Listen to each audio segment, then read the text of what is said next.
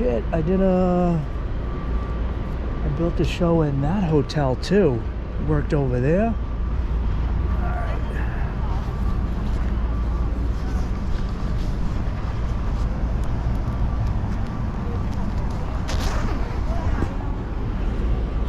We got the Lindt chocolate store here for anybody who wants to spend $5 on a single chocolate bar.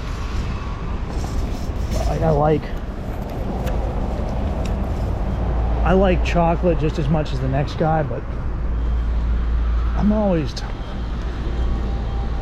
how do you build how do you build an entire store on just chocolates?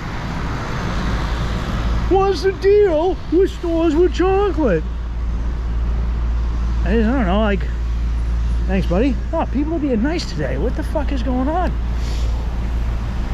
I'm not expecting this. Cordial Bostonians.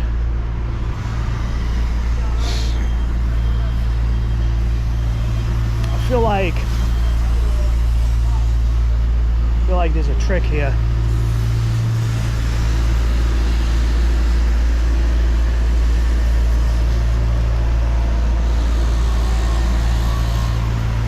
So this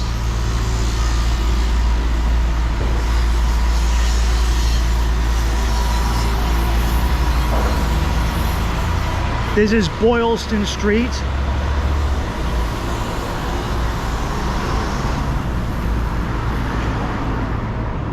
The Boston Marathon finishes right down here. It's actually where that bomb, where the bombing was. It was actually right around here. I think it ends just a little up ahead in front of the Heinz Convention Center. I'll check that out on the way back. Not a tremendous amount to see here unless you're into it. I'm gonna take us through the back door of the Copley Mall. You fucking. We're gonna I love how I'm catching an attitude. And I'm the one walking around the street talking to myself. Oh, he keeps looking back. I want to keep filming you, dude. Anyway, this is a nice back entrance here. There's also a Star Market here. They have a buffet that's weighted, so it's not that affordable. Don't be deceived. I know your antic Star Market. Oh, you got a pigeon, man? Man, what do you? I don't. Why are you? Oh, he's chasing the fucking seagulls because they're interrupting his pigeon feeding. Hold on. This dude, this fucking guy, this fucking dude. Oh, he's calling him out. He's calling out that fucking seagull.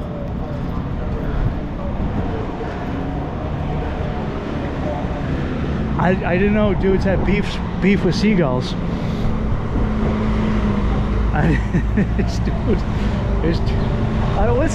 don't get it. How are you gonna show love to pigeons and sparrows when you got no love for seagulls? What the fuck did he do, huh? Dude. What? I mean, he is on guard. He is on guard for dirty seagulls. I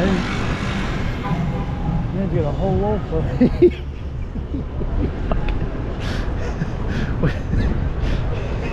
this fucking guy. This fucking dude. He is I wonder if this is just an elaborate trap for seagulls. This is just how you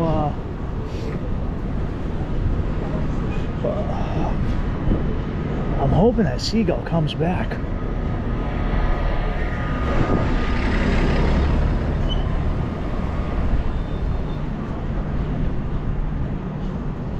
So over here is the Copley Mall. yeah, it worked in that hotel and that hotel. Some silly nonsense. I swear to God, there's this fire truck is always here for somebody choking on a fucking chicken wing. Eastbound Market. Hi, how are you?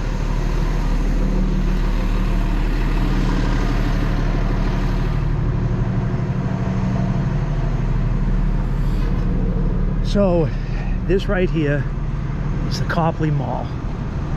There is a bit of an extension across here.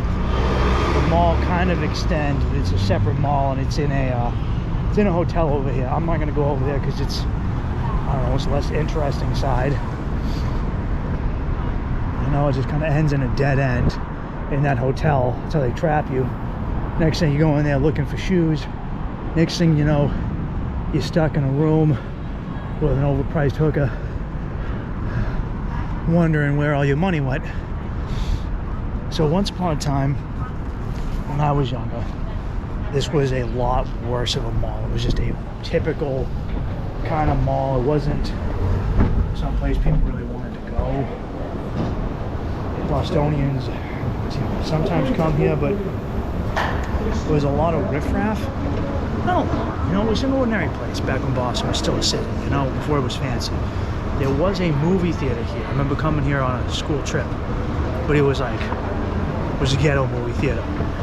One of those movie theaters where everyone is jumping up and down in the aisles and screaming at the screen and being loud and obnoxious. Like, if you went to that movie theater, you weren't really, you were going to see more, how I phrase this, more of a human movie than a cinematic movie. Needless to say, you know, a mall has changed when there's a Peloton store. I didn't know you needed like a brick and mortar Peloton. I mean, I know Saks Fifth Avenue is fancy, but it's not Peloton fancy. Sugarfina. Oh man, how do you imagine going to someone 30 years ago saying, hey, I want you to invest in a store, and they go, what's your store? And they go, my store is just chocolate. It's just chocolate. My store is Sugarfina. It's a candy store. And you'll be like, all right, is this like for kids? No, it's for adults with no kids, in fact, and disposable income. You would have laughed out every fucking place in America. I want a store just for floral bears and overpriced candy.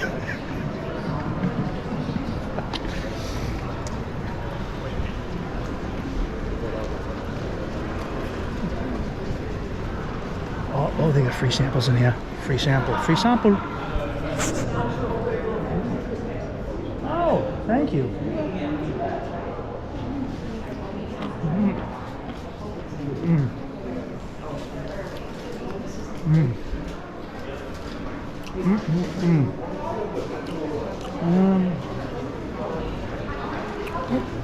And there we go. Well, it's got strawberries in it. You're gonna walk in the store for like, you know, do once around, even though you're not gonna buy anything. Just you can take the free sample for like generosity purposes. I'm good. How are you? Just looking at these shoes.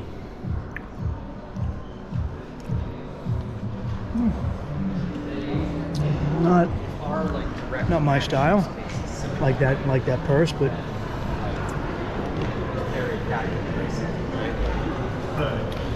what's wild is growing up Boston had its fancy places, Beacon Hill and Back Bay, which I'm going to take us to, but there was always like a certain level. There's a Prudential right there. You get to it from this mall. There was always a certain level of money here. But something happened in recent years. But Boston started getting a level of money that is next level. Like, these aren't, nobody here is from Boston. The vast majority of them aren't even like the rich people who live in Boston now. this is like a rich international money, like the richest people from Europe and Asia, like an elite above the initial elite that I remember. And it's, I don't know, man, it's kind of baffling. Because especially throughout, as inflation worsens, as no one can afford to live here who grew up here or worked here, as the city loses its soul, and then most Americans are suffering, they're trying to get by, as people are sinking in debt, as we were wrecked throughout that recession. The thing that I have to keep asking myself as you walk around places like this is, where the fuck do these motherfuckers get their money? Like, alright, so we can take that, that one. We can go to the top of the Prudential. They have a thing called, we can go to see the top of the Prudential building. It's called Top of the Hub. Sometimes Boston's called the Hub.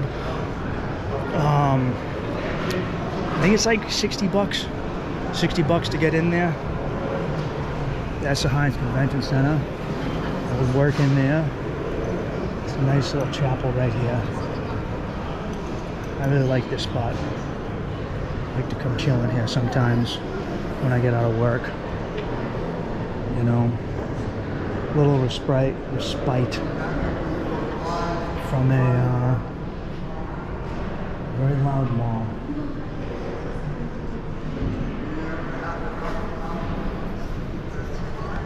Let me go say a prayer.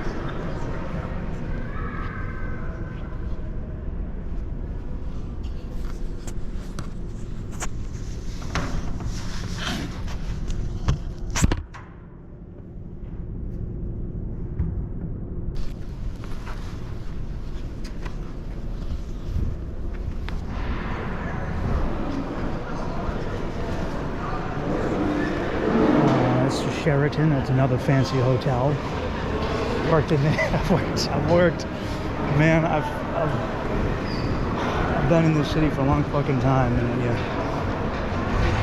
do what I do, you end up very fortunate that I get to work everywhere instead of just going to the same place day in and day out. But once again, I have to ask, where does everybody get their money? Now, I can't afford anything in this place. Work over here, but this right here is worth it. Right here, right beneath the Prudential, the second tallest building in the city. They have a park just up here in the mall, just a man-made park that this time of year is pretty empty, as you can see. They got a couple nice fountains over there that would be pretty cool if they had water. That would be pretty cool if they had water. There's a very fancy restaurant way up top there. I've never been up top. I have to do it one of these days. I viewed Boston from the Blue Hills, so I don't often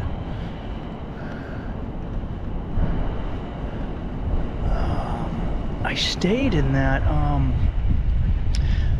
Sheraton before with a friend. This building right here has some amazing penthouses, just huge. Like, these aren't, as you get up, these are full apartments. People who live here have, I'm telling you, dude, those are $1 million condos. That's a money, that's for location, but it's a money that I can't fathom. I certainly can't. Anyway, during the warmer months, this place is a nice little hideaway from the rest of the city.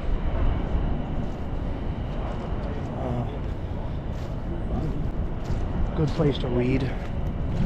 That's sorely underused and underappreciated.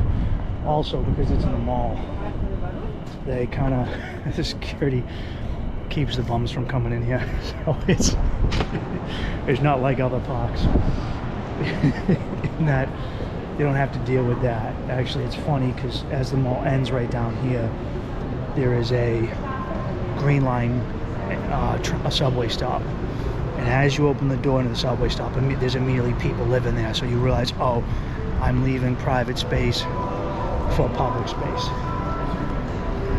This used to be a really cool Borders or Barnes & Noble, one of the two. I think it was a Barnes & Noble. I would go in there, get books and read and chill all the time. Unfortunately, it's been being turned into another bookstore. They're just nowhere near doing it yet.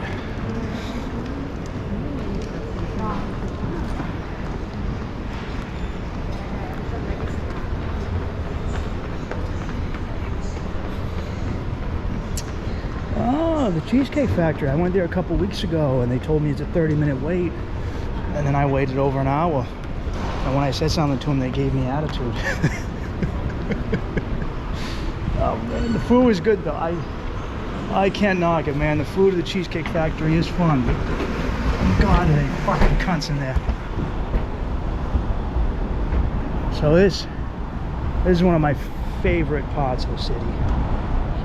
You walk out right there. What is this fucking shit, huh? I can't cross the street right fucking here. Watch this. You know, this is one of my favorite parts. There we go. Just like that.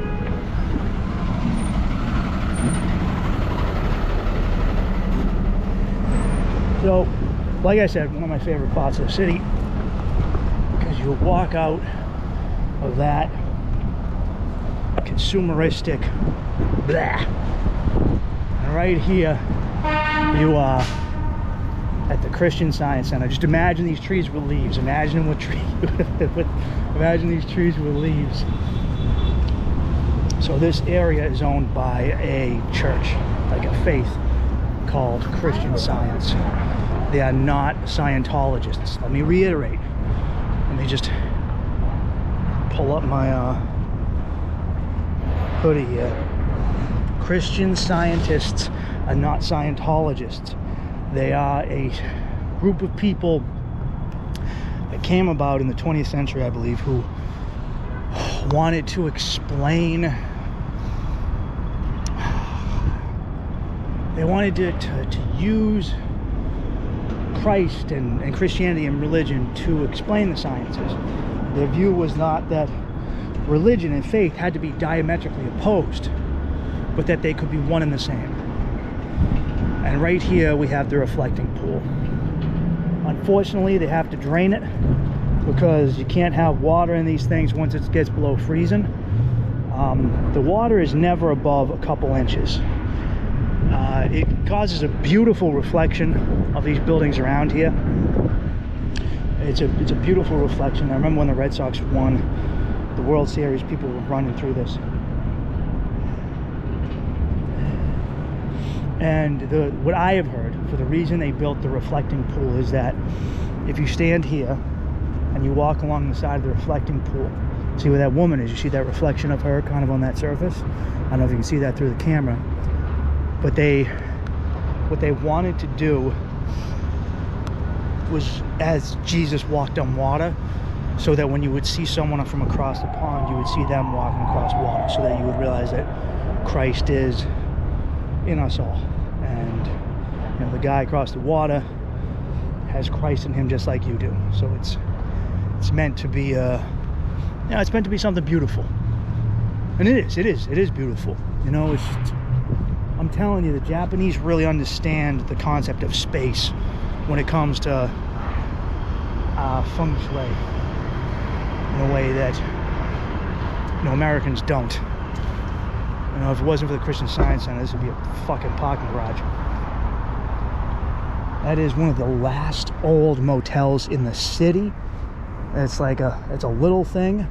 And the fact that it's still here and isn't become one of these giant hotels is just, I think people bring their mistresses there just for it gives you that grimy motel feel, you know? Like, if I'm gonna get a mistress, which I wouldn't because I'm a decent man, but if I was gonna get a mistress, I'm not doing it in a fancy hotel. That's where you bring your wife.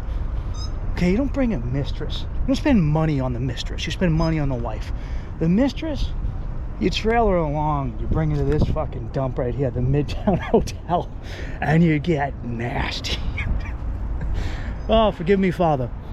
I mean not to speak rude in front of your beautiful church. Amazing. I'm telling you, I don't know what it is. Why can't secular architecture ever look as good as the architecture that's built out of faith? Well, the right faiths, you're not like, you know, Baptist, even Pentecostal, evangelical warehouse churches, you know. And like, I understand what they're saying, because even that mall chapel, Christ could be found there just as much as he is here, or right here, or in that fucking ditch. He's everywhere. But you know, like, that's sure is nice to look at. I came down here, my buddy Tom was living here in this area, and one night we came down, and we knew a dude who was a chemist who used to make, you know, like different cocktails of fun, you could say, make amazing acid and molly, and he would derive the psilocybin from magic mushrooms. And we took like a tincture, which was mostly psilocybin mushrooms. Afterwards, I kind of admitted that, you know, there was molly and acid in there. He just didn't tell me because he thought that if I knew, I wouldn't take it. Because, you know, that's what friends do. You dupe your other friends into doing drugs with you. Anyway, we ended up having an amazing trip, and we left his shitty apartment, which was in his cellar over there on Boylston Street, and we came over here, and we sat here, and it was the summertime, and we just watched. I remember sitting here at night, and we watched those trees, and I died laughing. And he goes, "What's the deal?" And I said, "These trees." And he goes, "Yeah, they were just waving." And I was, you know, when you're tripping and everything's just waving on top of the waving. I go, "Dude, these trees, they're fucking treeing." I don't know. Like, I was having a grand old time, and you know when someone isn't on your level. So he like made us leave because there were people there, and he didn't want them to see me laughing, because, you know, when you're fucked up, you're always afraid that someone else is gonna know that you're fucked up. Oh, they're gonna know. It's like the regular people are gonna know I'm tripping. They don't care. They're doing their own thing. It's not about you. You think everything's about you when you're high like that. Anyway, it's a good place to trip. If you want to trip, come down here. Reflecting pool, summertime. The trees do tree. They be treeing. Anyway, that's the Boston Symphony Orchestra right there. That is where the Boston Pops play as well. So the BSO, the Boston Symphony Orchestra, is the top tier. The Boston Pops is like their minor league team. You know, those are the guys. And they have one that's under that. But I've run Spotlight over there for them every once in a while. Not really much anymore, because they don't pay that well, you know. All this money, guys, takes forever to get over there. Pay isn't even that good. You got a fucking grade A Spotlight guy like me,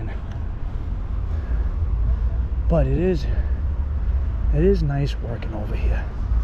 I have never, the First Church of Christ Science. So I have tried to identify as a Christian Scientist because they are anti-vaccine. So when you apply for religious exemption for, you know, like some mRNA COVID vaccine or whatever, this is one of the faiths that you can write down and say, hey, don't fire me. Unfortunately, the state and your employers will try and do their homework, because it didn't work. They were just like, I'm pretty sure you're Catholic. I was like, you can't prove that.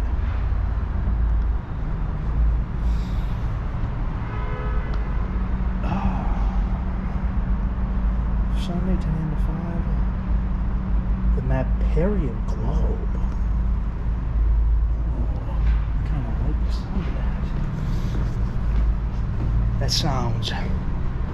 That sounds interesting.